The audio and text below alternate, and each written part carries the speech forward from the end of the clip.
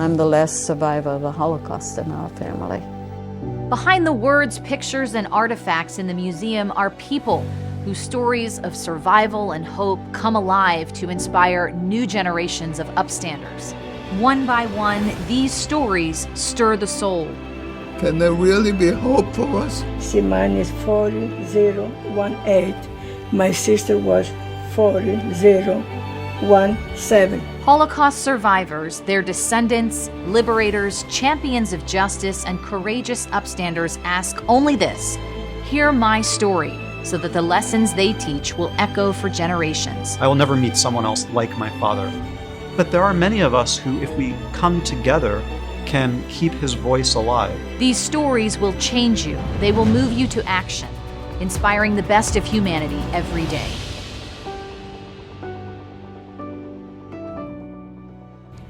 Thank you for joining us for this special episode. My name is Trinity Johnson, and I am the Director of Holocaust Programs and Museum Experiences, and I am thrilled to be joined by my colleague, Cori Silbernagel, our Director of Collections and Exhibitions here at the Holocaust and Humanities Center. And I said that this was a special episode because today we're actually going to talk about an incredible trip that Cori and I took together this past summer, where we were studying on the grounds of Auschwitz-Birkenau.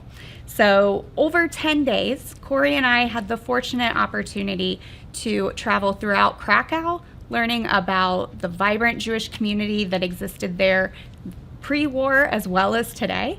And then we left from Krakow and visited Auschwitz-Birkenau and studied on the grounds for 8 days, an intensive study with the top historians and educators at the State Museum. And so I'm thrilled to welcome Cori today to share our reflections and learnings from that incredible trip. And Cori, we are also sitting in a very specific area of our museum between deportation and annihilation, which directly links really to the beginning of our trip specifically, and then also kind of that thread that really took us throughout the rest of our experience at Auschwitz. Can you share a little bit about our tour and why right here in the museum? Yeah, absolutely. So we began our trip in Krakow. We spent 2 days there and saw, spaces that really highlighted and celebrated pre-war Jewish life, and sites that were a lot harder to understand, namely the Krakow ghetto. So while we were in Krakow, we had an amazing tour guide who was great for me because I didn't really know much about Polish Jewish history. So although this was a seminar that really focused on educating about the history of the Holocaust and Auschwitz in particular, our tour and our seminar experience began at the beginning of Jewish life in Poland. So that gave me great context. And while we were, on those walking tours over 2 days, I was constantly brought back to the design of our museum because that was really the first time that I was able to learn some of the history of the Holocaust in a meaningful way through the stories of our survivors. And there was one photograph that came back to me while we were in Krakow. In the deportation exhibit in this area we're sitting in today next to Annihilation, which is behind me, there's a photograph of a streetscape. There are no people in the photograph, but there are suitcases and bags and pieces of luggage. And this space was significant in Krakow because it was the gathering space that Jews were taken to before they were deported from the ghetto. While we were on our tour, we were walking through the historic ghetto in which, there's still some wall remnants that remain today. And we saw the space that this photograph was taken. And for me, it was my first opportunity to have this type of, grounded sense of history and sense of space where I was standing on that same ground. So it was extremely significant. And again, throughout this entire trip, I was kind of brought back to our museum and had a lot of reflection points on how we share the history. So you visited Auschwitz before. How is it unique from some of your other experiences? Yeah, it's really interesting because this was a really profound trip. The first time I went, I was as an undergraduate studying Holocaust and Genocide Studies, and then the second time I was a chaperone for students going to Auschwitz for the first time on March of the Living. And this time I went back as a PhD student, also studying Holocaust and Genocide Studies. But I think this is the first time that I allowed myself to feel the history that we transmit to people. And what I mean by that is when I was a graduate student, I came to that field knowing a lot, but I had so much more to learn, and I'm still learning it. But then as a chaperone, I was really there for the emotional journey of others and not necessarily really allowing myself space in either of those experiences to really think of the people. And now, as a PhD student, again, with a student lens on this trip, however, knowing the stories that we now know because of the work that we do every day was so much more impactful because those stories echoed in my ears the entire time. I'm sure they did for you as well. And it was very different only because, you know, when we were in Krakow and thinking of Henry Carter, and then in Auschwitz and walking around Buna Monowitz and never having seen Buna Monowitz forever on any of those trips, and knowing Warner's story and the experiences he had there, it was such a different trip to be surrounded by those stories. And that's only been because of how long I've been at the center and how deeply now I'm studying it in a completely different way to continue to teach this history. And I know I said this to you when we first talked about applying for the program, and oh, will we get in? Let's hope. It's incredible learning. You don't have to go to these camps to effectively teach the Holocaust. But what perspective you have after is so incredible. And I think that's something that you almost can't put to words, but I'm going to challenge you in this moment. I'm curious, now that we have been there since it was your first time, how did this change your outlook? I mean, you live and breathe in this history every day like I do. You teach it, you archive it. How has this changed your perspective and also your work here at the museum?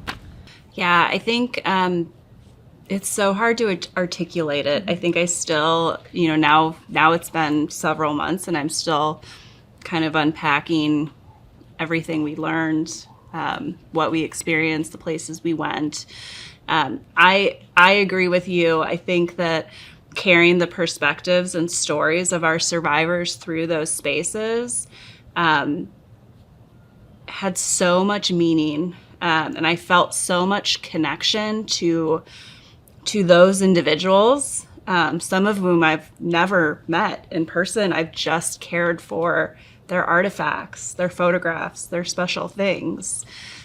So having an opportunity to better understand their experiences, I think, was something I will never forget. We have had this conversation before where you say, you don't need to go to learn the history, but, I, prior to this trip, would have agreed. But it's hard for me to, I'm torn now because, one of my first feelings or reflections on the plane on the way home after, these 10 days was, I can't believe I've been teaching this history without being there and experiencing it from that perspective. I think, one of the really special things about how we share Holocaust history is that it's through our local stories. And, we live and work in this, historic train station that has this positive and authentic connection. that grounds me in my work here, to share the stories.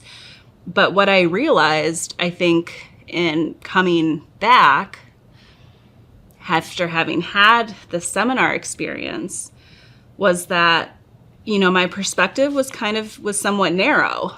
It was narrow in that it was very localized, and, I've gotten very comfortable with sharing a small set of stories. And I think one of my perspective shifts was that, I'm now challenged to ensure that, yes, we're sharing the local stories, but that there are so many more stories that need to be told. And I think that is the responsibility of our organization, of other Holocaust organizations. I think that, we have to do more. So I left with this kind of perspective shift and having, newfounded responsibility, or deeper responsibility, and of course deeper understanding too.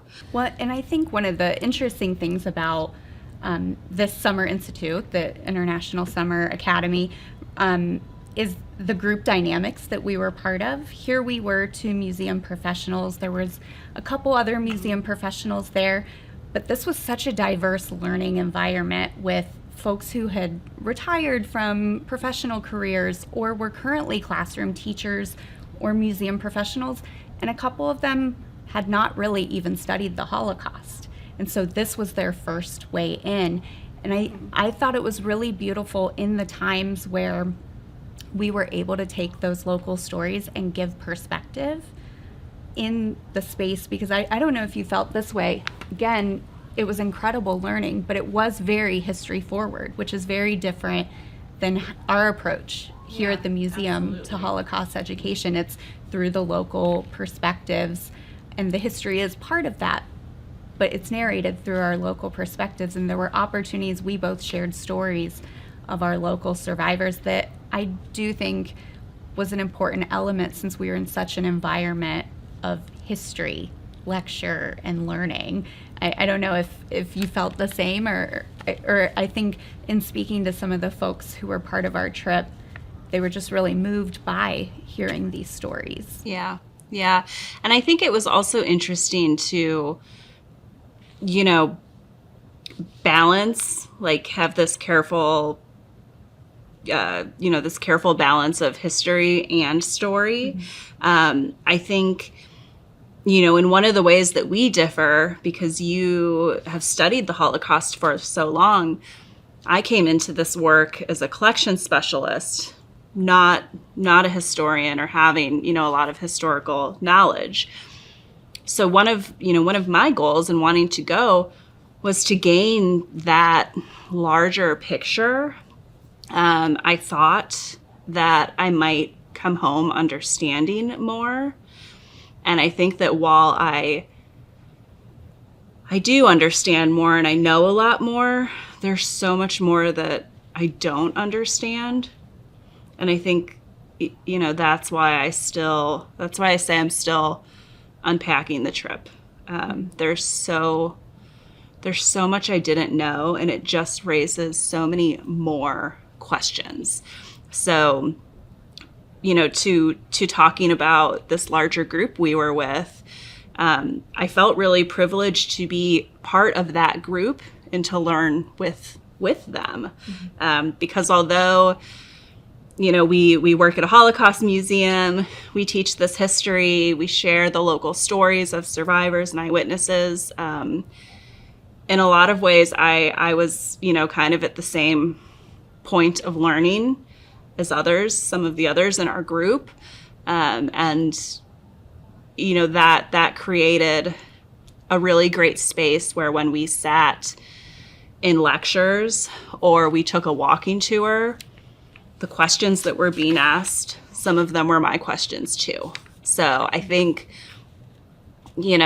there's value in taking a group seminar trip like this. I think if I had planned, my own trip to Auschwitz, I think my experience would have been a lot different. And while we were in Auschwitz I and Auschwitz-Birkenau, we had this amazing opportunity to, not only hear from the scholars and professionals that work at the State Museum, but we also had an opportunity to see some, some pretty unseen places that are not open to the general public. So I would love to hear from you, what were some of those spaces that, you found meaningful? What did you see that you haven't seen before? Yes, so that was one of probably the most important benefits of this trip, and learning from the historians are these kind of uncharted areas that no one else has seen, or really the doors haven't even really been open since the camp was almost liberated, essentially. Yeah. So a few of those spaces, I remember there was an unpreserved barrack. We visited the kitchen. That is also not something group tours are taken into, and a space that group tours are taken into, and Block 10, where the atrocious medical experiments on women were performed. And I hope you'll talk about the unpreserved barrack, because that was incredible to see. Anyway, we'll get to that. But I think for me, seeing Block 10 was really impactful, because part of my focus within this scholarship has been the experiences of women in particular during the Holocaust. And I've read so many accounts and memoirs of women who were in Block 10 and part of the medical experiments.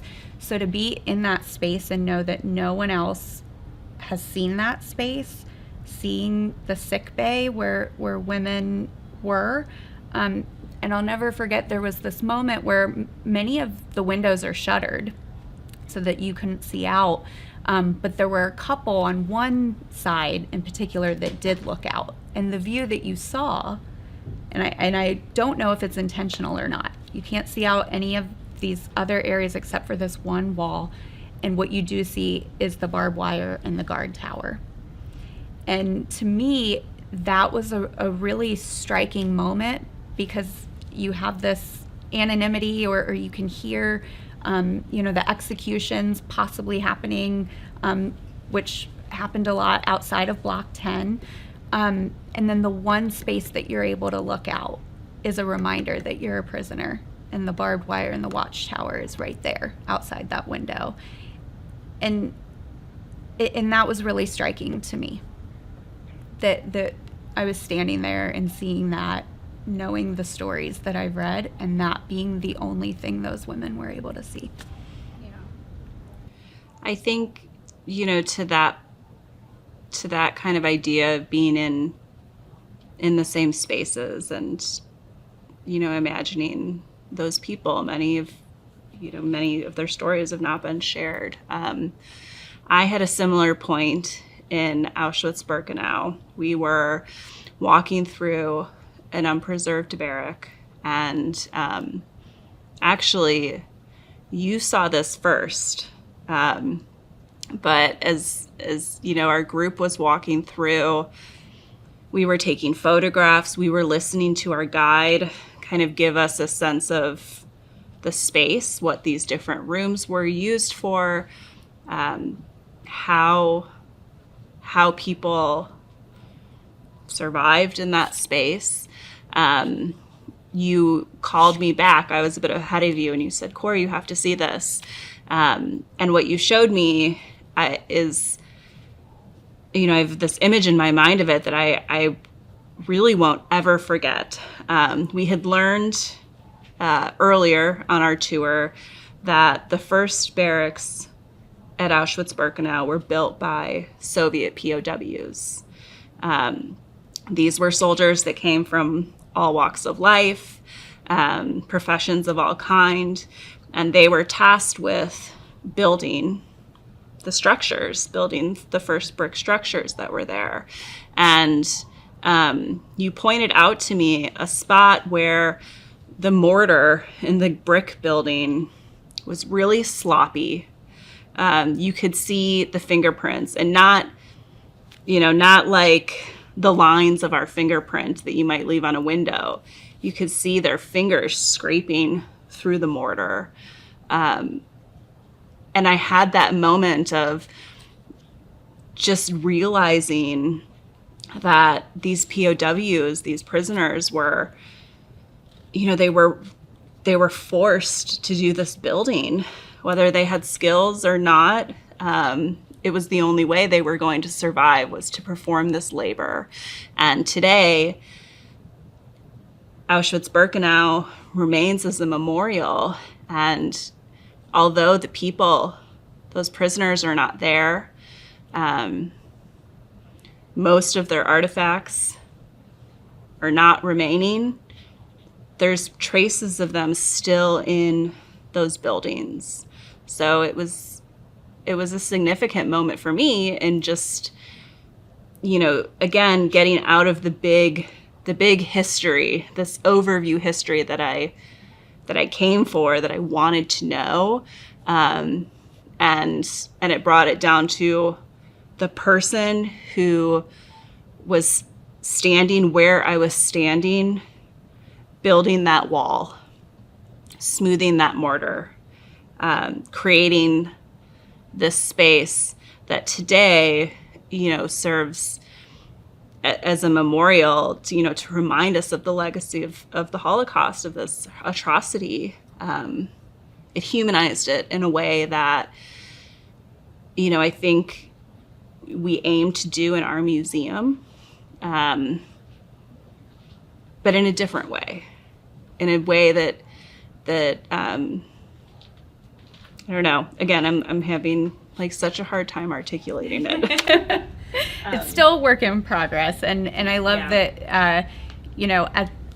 It was a lot of learning, intensive learning, really a lot of history, but as if we didn't have enough of those many days at Auschwitz studying, you and I also were fortunate. We added an extra history day to our itinerary, but then we kind of went our own separate ways. And I'm wondering if you'll share, what did you do on your extra history day in Poland?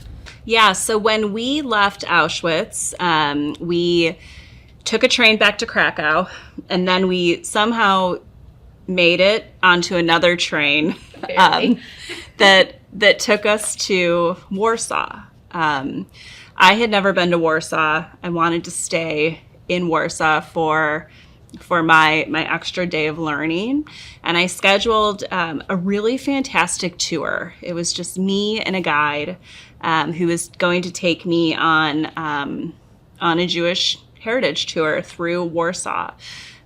It was a great tour to have at the point of our trip. We began in Krakow, where I learned a lot of the history of the first Jews in Poland.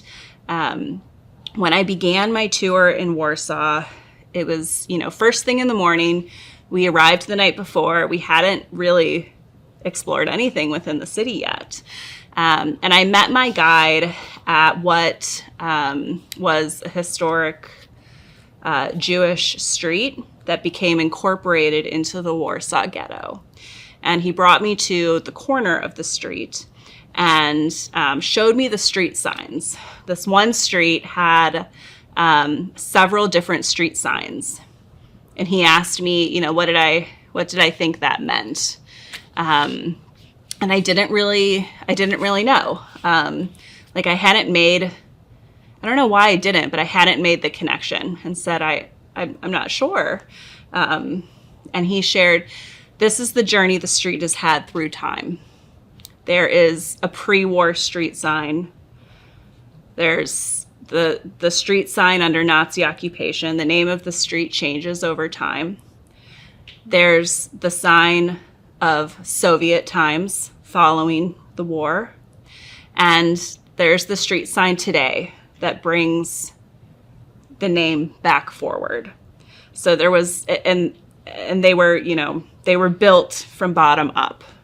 So it was such a great place to begin the tour, because it made me like I got it after he explained it to me, right? Like it made me understand that this wasn't only going to be a Holocaust tour. I was again going to be immersed in how the Holocaust is part of Warsaw's history, but it's not all of Warsaw's history. It's part of Warsaw's Jewish history, but it doesn't begin there or end there. So, that's my one big, learning point. We traveled around for 5 hours, and we know that the Warsaw Ghetto is not that large, right? But my guide, I think because it was just the two of us, and he knew I really wanted to learn, he zigzagged me through so much of the ghetto that by the time our tour was done that day, we had seen remnants of the ghetto wall that remained in the courtyards of contemporary apartment buildings.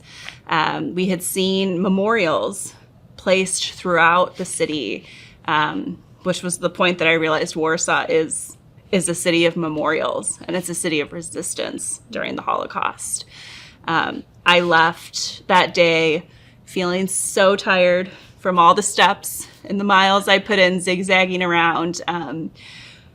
But it made me realize, again, being in the authentic space of where the Warsaw Ghetto was, that the ghetto it felt so big when you're standing there, seeing the buildings around you and imagining how many people lived and survived and perished in that ghetto.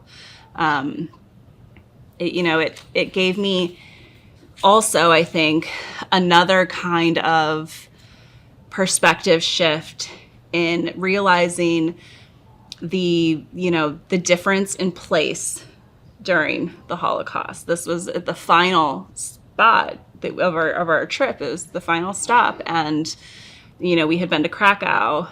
We had been to Auschwitz. We'd been to other camps like Plaszow.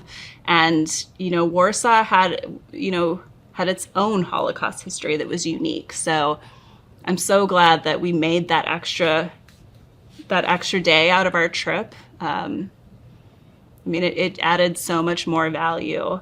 While I was in, Warsaw having this whirlwind 5-hour walking tour, you weren't with me. Tell me about where you went.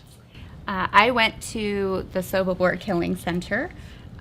So as we know and as we teach, and why we are here in Annihilation in our museum talking about the 6 killing centers is really the chapter we're sitting in front of. Sobibor was one of the killing centers and completely dismantled. And so really nothing was left there. However, when I was in graduate school, I had just come off of an archaeological excavation in Egypt. And there was a little piece of me that was still really obsessed with excavation and all of the elements that go into that historical process.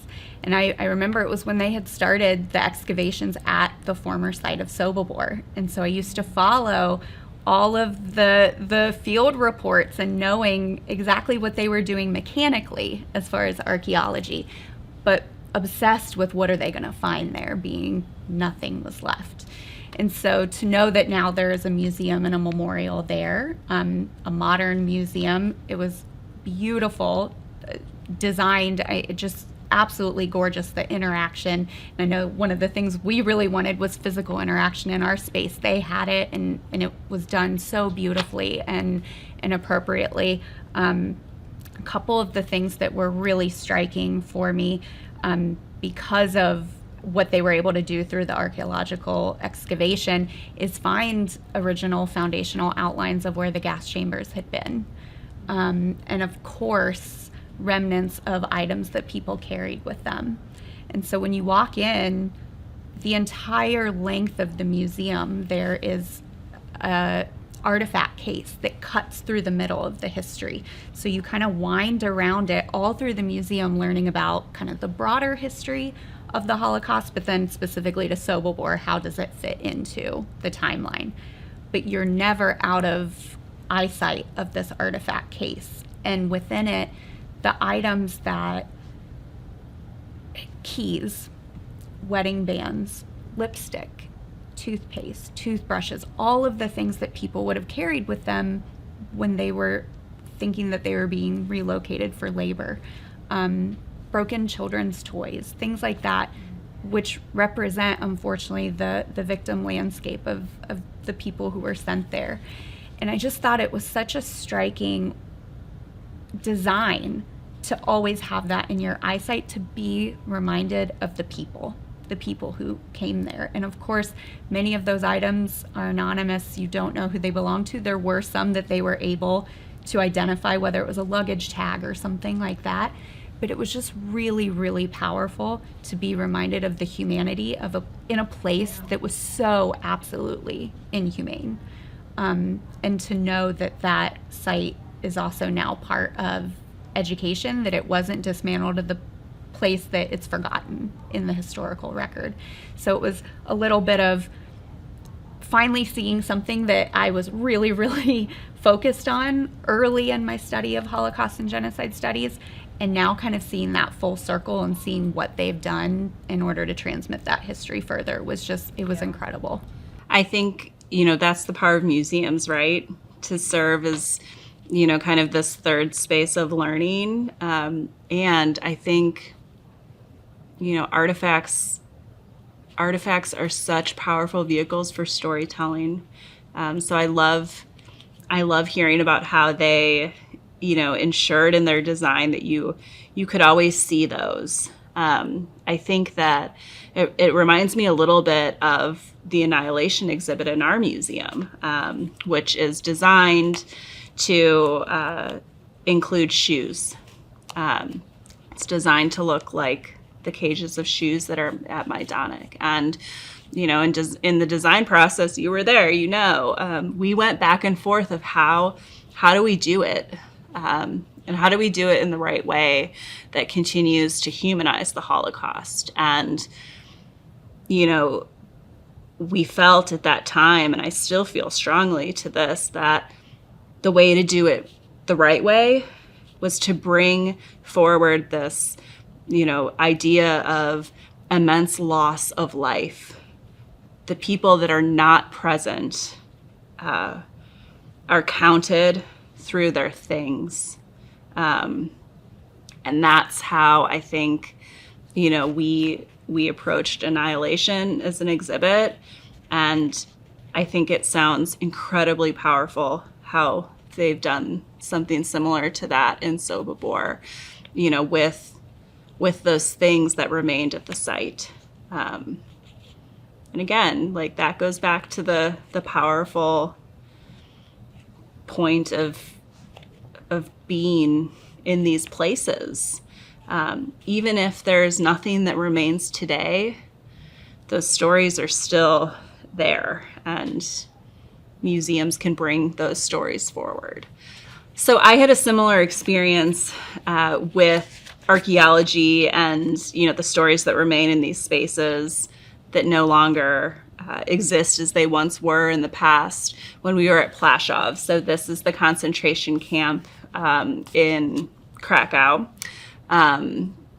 We left Krakow on a tram. We went a few stops away with our full group, and we went to truly what looked like a public park, and it functions like a public park today too.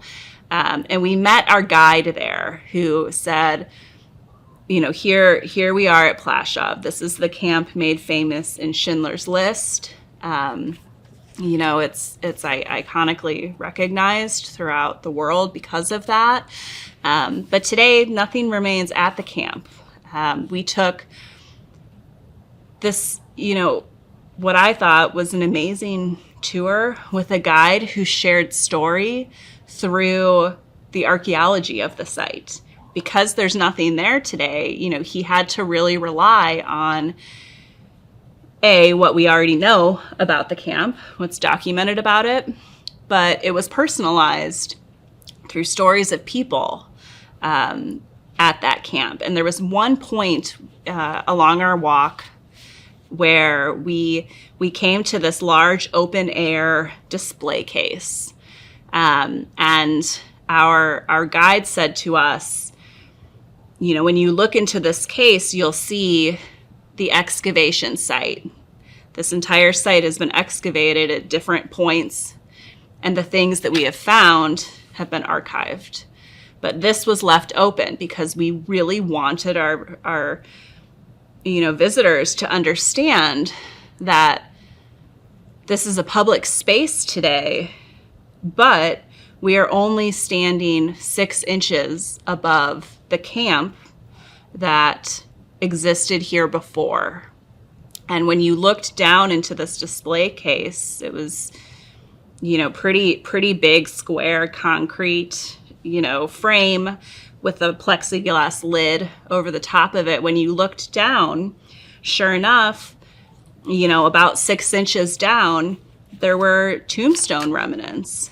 And these were what paved the roads in Plaszow, taken from a destroyed Jewish cemetery that was at that campsite. And that was a moment for me where I realized this history isn't far away. And in this case, it's only 6 inches below where we stand today. That was a really emotional realization for me. It was hard to understand. I think, as humans, we maybe are, it's easier to put that out of sight, out of mind, and to consider a space like Plaszow to be, a beautiful space of nature where there's birds and wildlife and flowers. People riding their bikes. And playing with their children. But, the legacy of what that space was can't be forgotten because it's only 6 inches below where we exist today. It makes me a little bit choked up to even, think about. It's easier not to, but we have to.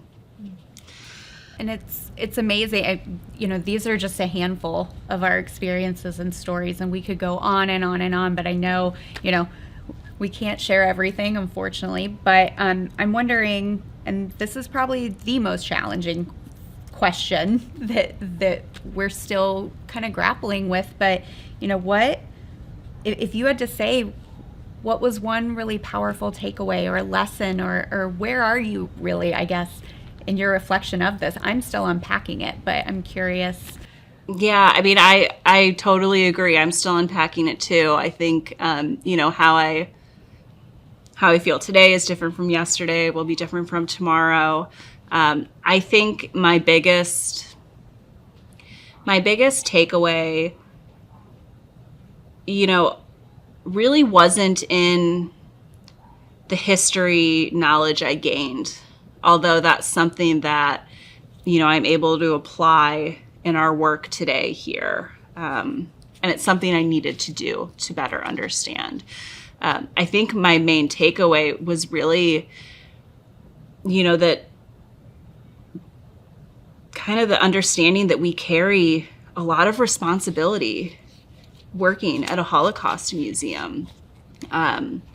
We have a responsibility to carry this history forward and to hold it carefully so that, we can ensure atrocities come to an end. It's hard to find hope in that. It's hard to feel hopeful that it could end, but it never will if we don't continue this work.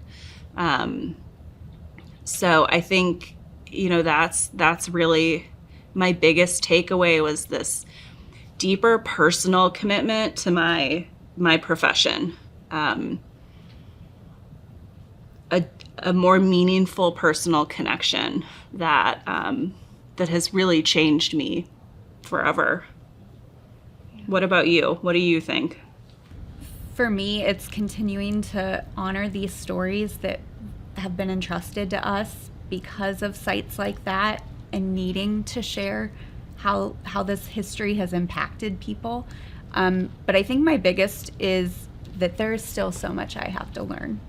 And I probably am never going to know it all, but I'm sure going to keep going every day, trying to learn more, understand, but then, as we do in this space, continue to take that learning in order to humanize, personalize, and localize for other people to hopefully learn these lessons as well. And I feel so fortunate that we had this experience together, and I can't thank you enough for being my travel buddy. It was both professionally as well as personally such a profound experience, and I'm so glad we had a chance to talk about it together today. Yeah, me too. Thank you. To make sure you don't miss an episode, subscribe to our channel on YouTube. Let us know your thoughts on this episode. Our email is in the show notes. You can also connect with us on Instagram and TikTok at Holocaust and Humanity, and X and Facebook at CincyHHC. Hear My Story is a production of the Nancy and David Wolf Holocaust and Humanity Center. The center's mission is to ensure that the lessons of the Holocaust inspire action today. This series is part of the Cynthia and Harold Gutman Family Center for Storytelling and is generously supported by Margaret and Michael Valentine. Visit us in person at Historic Union Terminal in Cincinnati, Ohio, or online at holocaustandhumanity.org. Managing producer is Ann Thompson. Consulting producer is Joyce Kamen. Technical producer is Robert Mills. Technical director is Josh Emerson. Videography and editing by Michael Holder. Select music by Kick Lee. This is recorded at the Nancy and David Wolf Holocaust and Humanity Center in Cincinnati, Ohio.